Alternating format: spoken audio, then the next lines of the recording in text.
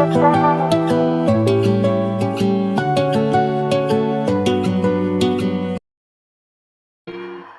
we're going to start with our picot today. And we'll need some pin headers. Yay, pin headers. Pin headers are so much fun. So let's grab our picot and our pin headers. As you can see, I've got them laid out here for me.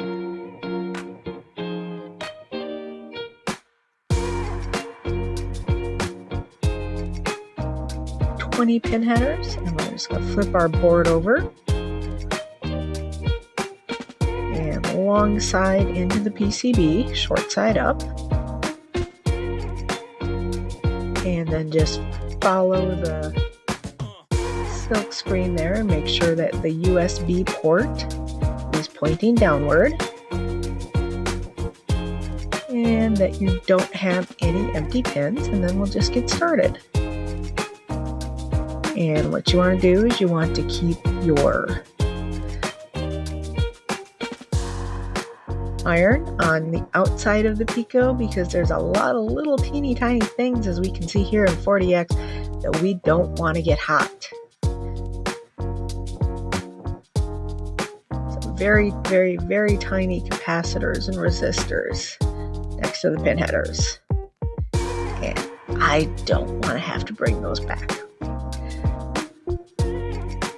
And then we'll just, through the magic of editing, move on to the front side. And we'll do the same thing. And here it doesn't matter as much. A general rule of thumb is to keep your iron in your dominant hand, your solder in your other hand. For me, I'm right-handed. And always move the work so that you can keep this set up.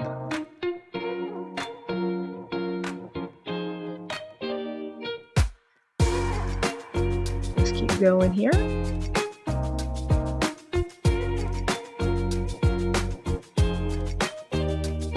And we'll do the pin headers and do the pin headers. Yay, pin headers.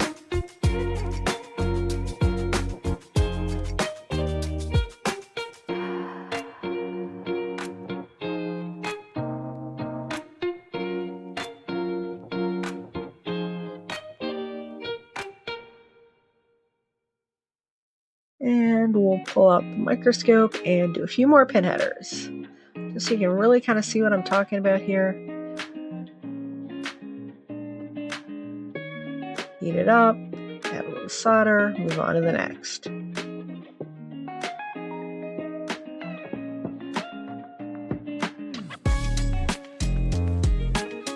And then on the top side of the board, we're going to go ahead and we're going to cut down the pins. I do have a couple of bigger cutters by my table if you want to use one of those. Notice that I'm keeping my hand over where I'm cutting and what I'm cutting, which, you know, good strategy, makes it really hard to film.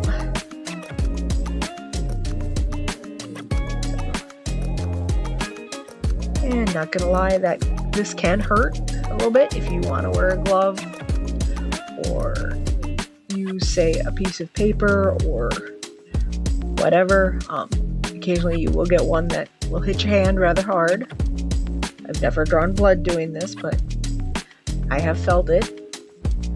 And then once everything is cut down, we'll move on to the next step, which is going to be the rest of the things that take pins on the front.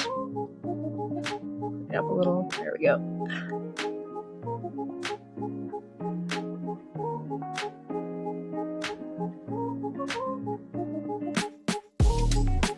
And so we've got our dip switch, our 2x3 female header. Make sure you're using the female header. That's going to be the one that has what looks like holes on the top.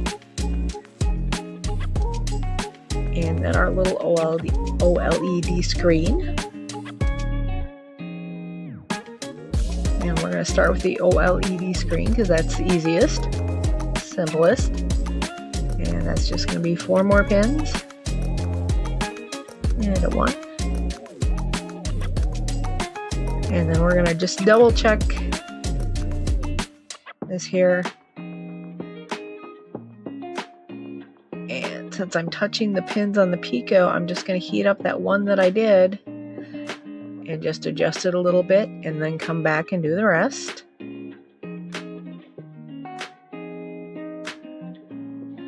And once again, hand or something else. We're just trying to keep the leftover pin bits on the table and not in the carpet.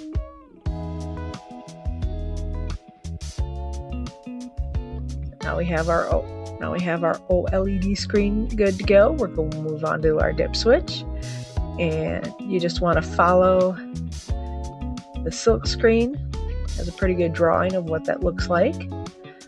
So then we can just flip it over, and we'll do a pin, and then we will double check that it is flush against the board. So it's flush, so yay. And I'll just take a little bit of solder I had on my tip and do another one, just make sure it's nice and secure, and then we'll zoom in and do the rest.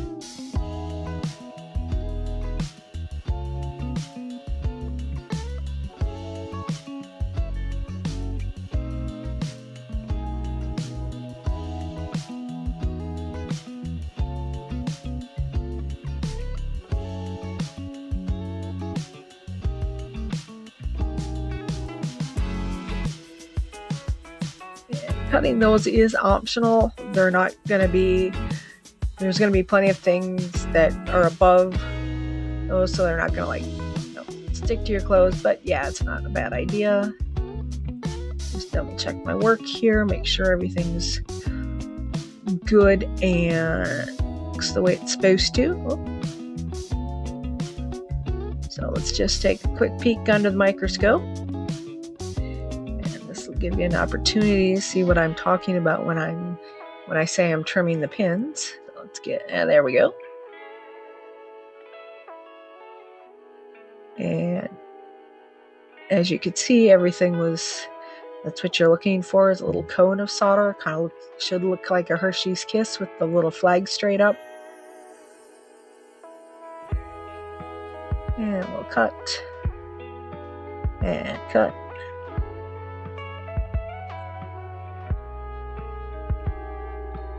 All right, and then we'll move on to the pin header. With this, you do want to be careful. Make sure you've got the female header, that's the one with the holes, and then that little extra stripe of plastic needs to be at the top, just like in the picture on the side. So, and then much like our LED screen and our dip switch, I'm just going to do one, and then just put on just a little bit of pressure so I make sure that is flush to the board.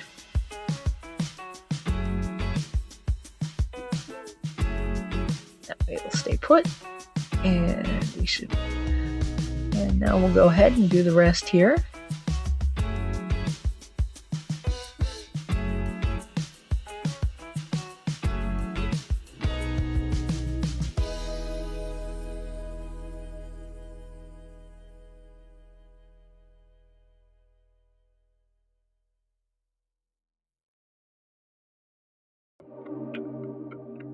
And had a short, so we'll just get rid of that. And now we'll move on to those addressable RGB LEDs. And as you can see here in the picture, I've labeled each leg with a letter that will match up with the silk screen. Your basic thing is that the one with the longest leg needs to be in the second hole from the left, which will also line up with the flat edge. Now let's go ahead and jump to the microscope. And for here, less is more. If you don't see a little bit of white in between the solder blobs, they're not going to work.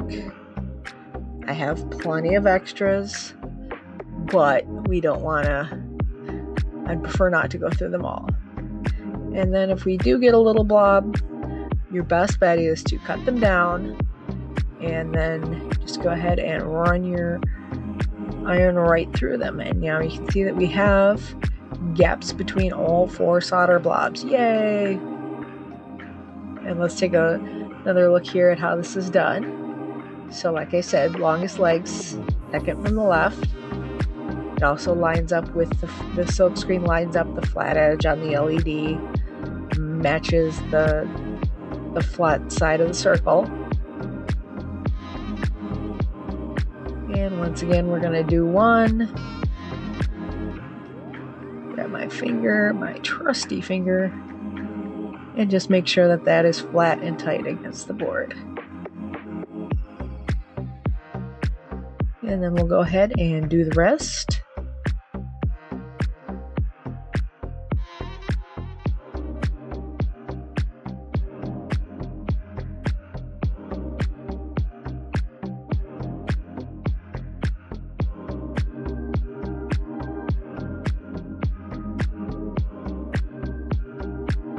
And here's a quick look. Just gonna, having looked at these under the scope, we're just gonna touch them up just a little bit. And remember, you can always reflow your joints if you're not happy with them. If they're cold, if they look a little off, or otherwise causing shorts. And then once again, the longest leg, the second to the left.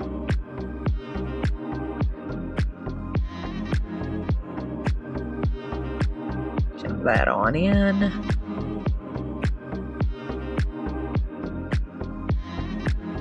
And then here's another good look at what needs to happen under somewhat extreme magnification. And so with these guys, this is a case where less is more. We just want to fill that gap between the legs on the LED and the hole in the board. You don't need a lot of extra here. Here we don't really have room for it.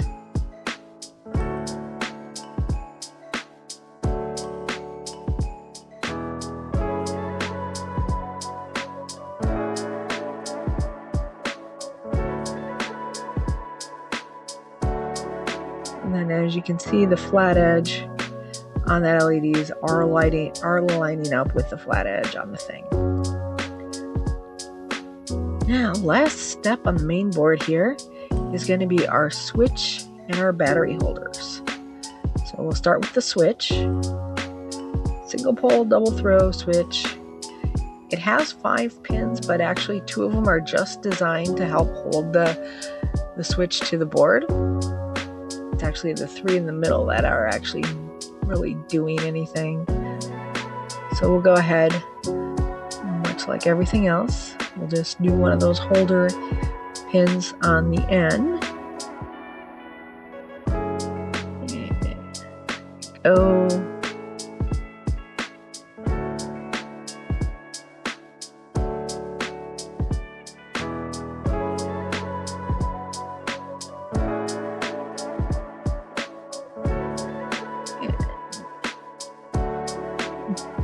And we're good as far as it being nice and tight. So we'll go ahead and do the rest here.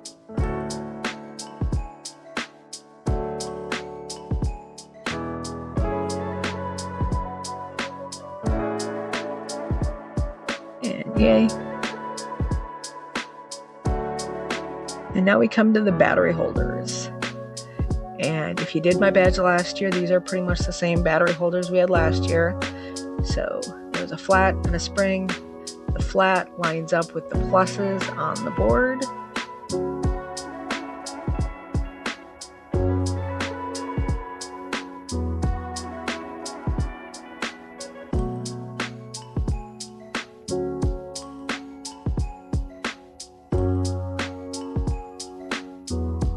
So we'll just put all 3 in place. And if you got some of the other battery holders that we ended up having to buy because reasons, it's red to the plus and black to the negative. And then we're just going to go around, fill these last few solder joints. Make sure you did all 6.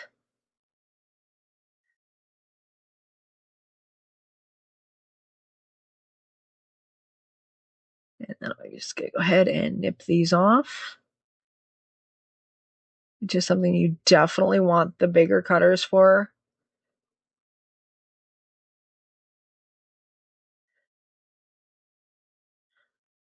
And so with that all done, we can move on to our super add-on. And these are, even though they use the same 2x3 headers, these are proprietary. They will not work in other SAO holders, and other SAOs are not going to work on ours not without some hacking.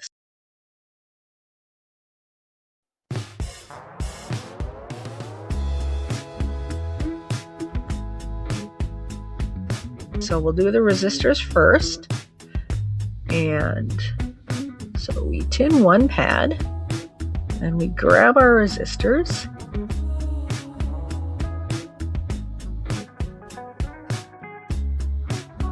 And we're going to reheat or reflow that solder eventually.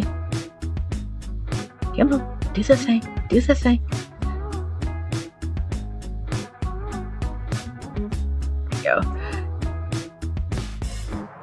And we'll get that nice and liquid, and then you're just going to shove it in. Really not much more than that. Just shove it in. Make sure you've got plenty of pad for the other side. And they don't have to be perfect. This isn't NASA, it's just a conference badge. And then we'll go ahead and do the other side. And yay, done. Okay, now we're going to move on to the lights.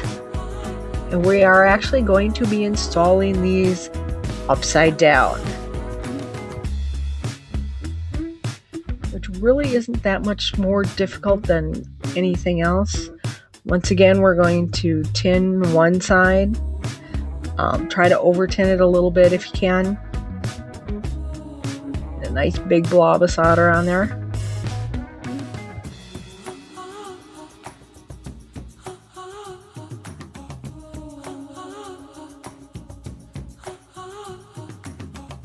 And then I'm going to spin this. Like I said, you want to keep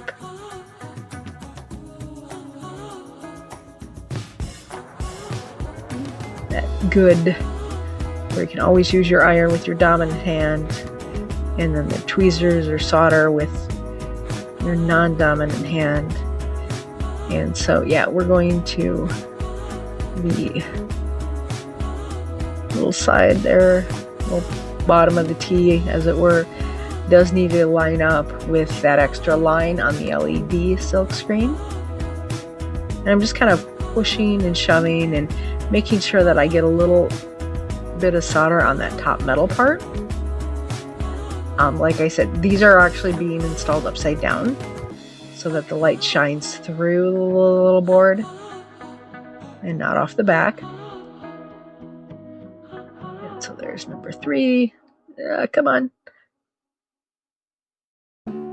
My tweezers was sticky. And we'll do number 4 off screen. Because I sometimes get into a flow and forget that to make sure the camera can see what I'm doing.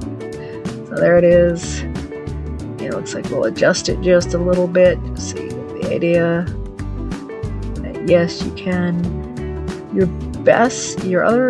Another good strategy here is once you remove the solder, or once you remove the iron, give it a couple of seconds before you let go with the tweezers. Just hold it in place until the solder is set up. Don't blow, just wait, have some patience. This is supposed to be fun. And then we're going to do the back side. And we just kind of heat it up.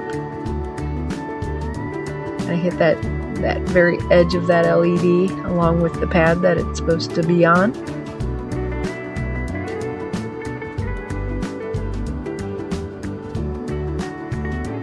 rub some solder in it.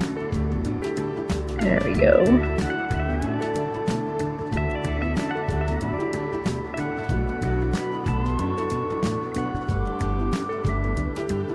And now making sure that we have the male pin header. That's the one with all the pokey bits.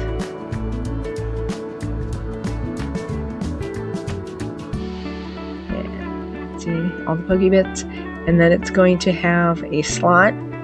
We want that slot to actually be facing up as well. And we do one, give it a quick check, and then we'll go ahead and do the rest.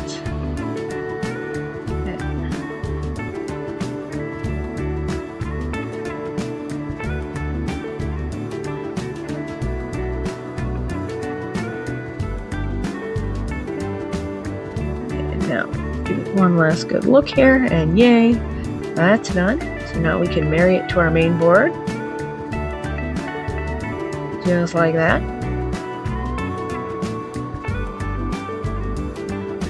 And yay! We're done with the hardware.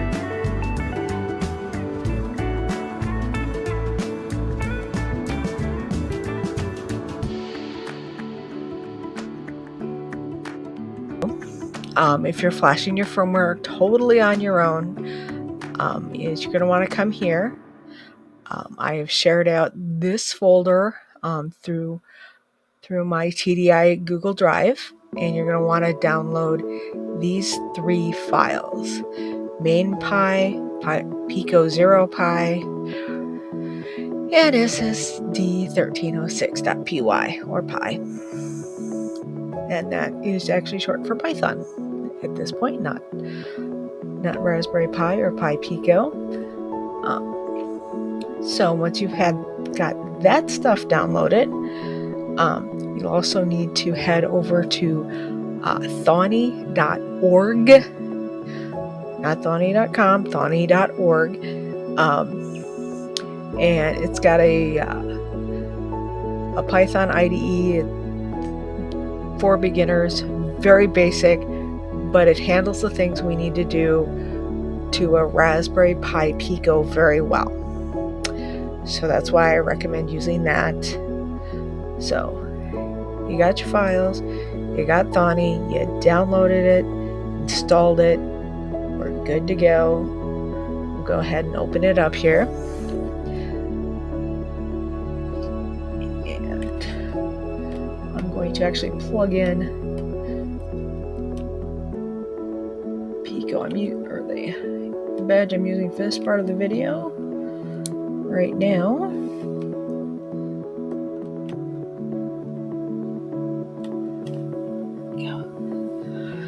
And depending on your settings, you may get a window that shows it as an external USB. So you just want to close that. Then if you come down here, you'll have the option to install MicroPython, and it should target the Pi you just brought in. We're using first generation Pico, so that'll be Raspberry Pi Pico, Pico H, and then take the recommended version, and then it's going to do its thing. Yay, done. Close. Alright. Now, if you're using Linux or Macs, you can probably just hit stop, restart the backend, and it'll pop up over here. I'm using Windows, which likes to give every Pico a new COM port. Heavy sigh. And then it's just as simple as picking your main Pi and uploading it. And then we'll do the same for Pico 0. Upload.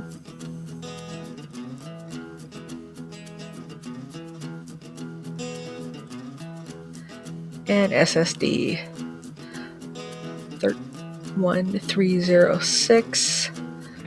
And we absolutely have to have this one. That's your screen. And if you want it to be done here, that's fine. Just unplug the Pico, put in the batteries, and you're done. For those who like to look at code or at least kind of get some semblance of what's going on, I'll just kind of run through this very quickly, just so you kind of have an idea of what's doing what, because I'd really hate to have you yeah, let's not delete things that might be important. Ask me how I know. Alright, so at the top we have our imports, and these are all of the different libraries and things that we're going to import. These are coming from the standard Pico. The top bunch is coming from the standard Pico library. The rest are coming from either libraries that we've added to the board or the second standard library, which is machine. So yeah, no touchy. Lines 8 through 11, those are going to define the dip switch. Each switch will get its own pin on the Pico. So we got for LED 1, LED 2. Those are the I split the 4 LEDs on your add-on into 2 groups of 2, and each one gets their own pin, so they're defined there. Num LEDs refers to the 3 addressable RGBs that we put on the board, and they're going through and they're being talked to on pin number 16. And then we've got some additional information here for our OLED screen. This is some initialization of the OLED. No touchy.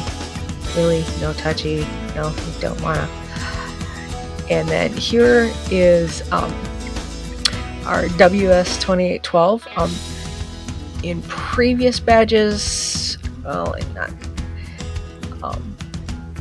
You used to have to use a library. You can actually just incorporate the code that you need for the addressables into your main Python program, because you really don't need that much. It's not a big, it wouldn't be a big library anyway, so it's just actually a little easier to just throw it into the top of main here. So it runs on a state machine. It runs on its own state machine. That is something that I would Google. There's people who can explain it much better than I can. Trust me, I've watched their videos. And then we've got some additional stuff here for our addressable LEDs. Some basic patterns. Once again, probably wouldn't touch any of this stuff.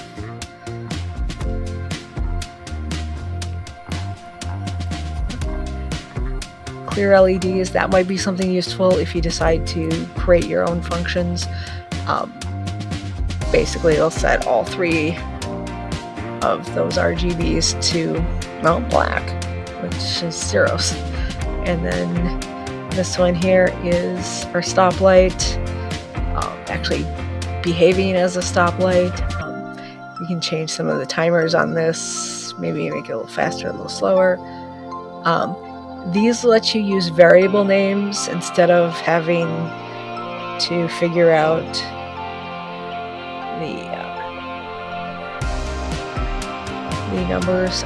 Basically, we're setting the brightness of each element, the red, the green, the blue. So rather than having to remember those or figure those out, we can actually call them by color name. And then colors and colors pastels, those are a couple of arrays, helper arrays for some of the patterns.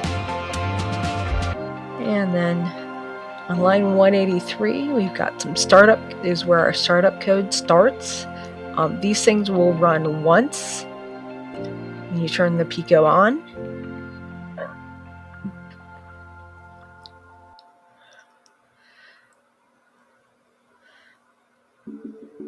I've added a bit of a boot sequence here, and the little object I forgot.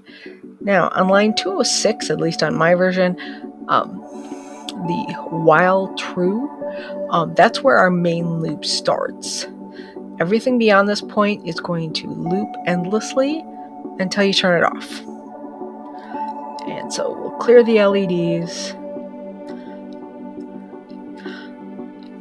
and we've got one line that actually reads the dip switch and gives us a number, and then going on there, and then I'm going to fix my error. That's been bugging me.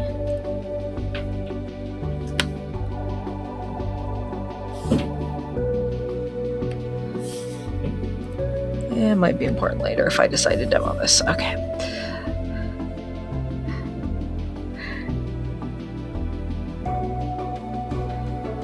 And then we've got a bunch of ifs here that align to the different totals. So pretty much everything below the if onto the next one. If you wanted to do something else with that number, go right ahead. It's a good place to experiment. I'm going to leave some mystery and kind of quickly zip through the rest of them. But that is pretty much it. It's you got your dip switch, you pick a function, it runs. And so now if we hit play, we can see the things on the serial monitor, or not, because apparently I hit a button. So, let's try that again. There we go, and you can see the screen. You can see the screen initialize, and you can see that it's reading the little switches.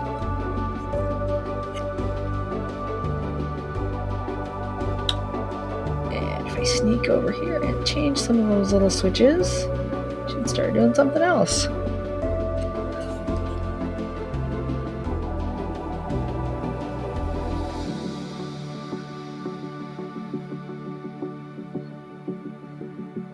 Wonder what those are for. Another little mystery for y'all to figure out.